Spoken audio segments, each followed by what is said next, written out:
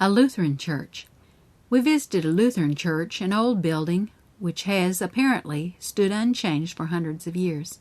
It is built of logs, the walls as well as the roof covered with clumsy split shingles and painted a muddy red. The doors are low. On the inside the building is arched and sealed. It seemed like a prison. The air struck us with a peculiar dungeon-like chill, and the close box pews, with their narrow seats and high, straight backs, suggested torture. In the place where the pulpit stands in our churches was the altar, but not elevated above the floor. It was surrounded at a little distance by a circular railing, outside of which was a low seat for the communicants to kneel upon while taking the holy wafer. To the right of the altar, attached to a projecting pillar, was a little box-like pulpit, approached by a flight of steps. An hourglass added still further to the antiquated appearance of the place. The priest's study in the rear was lighted by small, grated windows. It contained a table and chair and 2 small cases of books, and was in keeping with the rest of the building. A more dismal place I do not wish to see. This old building seemed like a relic of the Dark Ages, as if priests and people had been asleep for hundreds of years. I could not but think that it fitly represented the condition of the church. The priests enjoy their beer drinking and smoking and cling to old forms and customs, as jealous of any reform as were the scribes and Pharisees. They are of the class condemned by Christ as those who have the key of knowledge, who will not enter in themselves, and those who would they hinder. They are so fearful lest something shall be introduced that will turn away the people from their creeds and dogmas, and divert the means into other channels, that they spare no effort to excite prejudice and resort to commands and threats to prevent their members from going to hear Bible preaching. They look with suspicion upon everyone who does not fully sustain their church, and denounce as heretics those who instruct the people in Scripture truth. By representing them as working against the interests of the church, they stir up the authorities against them. They claim the name of Lutherans and point back to Luther, to his work and his testimony. But they have not cherished his spirit. They do not, like Luther, test their doctrines by the Bible, but by their creed. Their church customs, the practices of the fathers, their so-called Lutheranism, is little better than Catholicism with the name of Luther attached to it. The moral standing of a community is dependent upon the diffusion of Bible knowledge and the growth of true religion.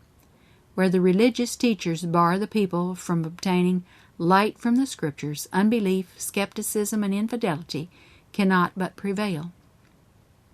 And with such examples as are given by these pastors, who are seeking to benefit themselves and not their flock, it is not strange that the people are self-indulgent, pleasure-loving, and sensual. But the Lord will cause the light of truth to shine forth amid the moral darkness, and those who receive the truth should be careful to correctly represent its sanctifying power upon their life and character, to show the contrast between the influence of truth and that of error.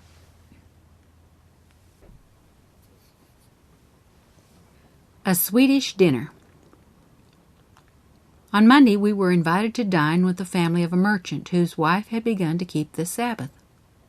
These friends sent their carriage for us and did all in their power to render our visit pleasant. Our reception was a silent one, as Elder Madison, who acted as interpreter, had not yet arrived, but we were cordially welcomed. After laying aside our wraps, the lady of the house gave me her arm and conducted me to the dining hall, a large, nicely furnished room in which were several sofas and a number of small tables, each covered with a linen cloth. In the center of the room stood a larger table, arranged as usual, with a large flower pot in the center, and spread with bread and butter, cheese, cold meat, and various delicacies. After the arrival of Elder Madison, a few moments were spent in conversation. Then we gathered about the table, all standing while Brother M. asked a blessing in Swedish. We then took what we wished from the table. Some stood or walked about, others were seated, as they pleased, about the room. After the smorgasbord was eaten, we seated ourselves at the small tables, and were served with fish, meat, and vegetables very nicely prepared.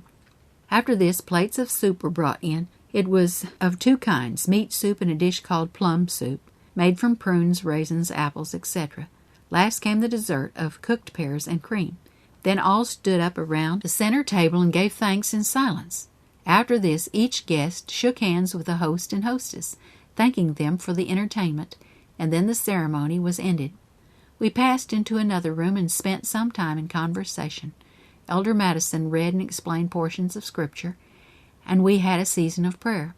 An hour or two after dinner, it is customary to serve cakes and coffee. Our friends, knowing that we did not use the latter, substituted hot water and cream. This we drank from tiny china cups, but we had no need to eat again. We bade our friends farewell and were conveyed in their carriage back to the home of Brother Hedon. As is the custom of Scandinavia, the leave-taking was more ceremonious than our reception.